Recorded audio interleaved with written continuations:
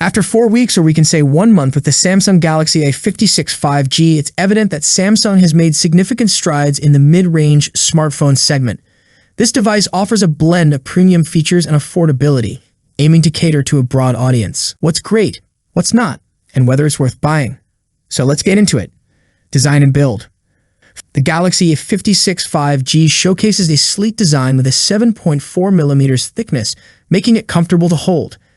The use of Gorilla Glass Victus Plus on both the front and back, coupled with an aluminum frame, imparts a premium feel. The camera module's flush integration enhances the device's aesthetics. Available in graphite gray, light gray, olive, and pink, there's a color for every preference. Featuring a 6.7-inch Super AMOLED display with a 1080x2340 resolution, the A56 delivers vibrant visuals. The 120Hz refresh rate ensures smooth scrolling and gaming experiences. With a peak brightness of 1900 nits, outdoor visibility is exceptional. Under the hood, the Exynos 1580 chipset powers the device, offering an 18% CPU boost and a 17% GPU enhancement over its predecessor. The device ships with Android 15 and One UI 7, introducing features like circle to search and enhanced artificial intelligence capabilities. Samsung's commitment to 6 OS upgrades ensures longevity. Here's where things take a hit. The camera is just average for this price. Colors are neutral, details aren't the best, and there's no telephoto lens, so zooming in isn't great. If camera quality matters to you, there are better options out there. One more downside: haptics.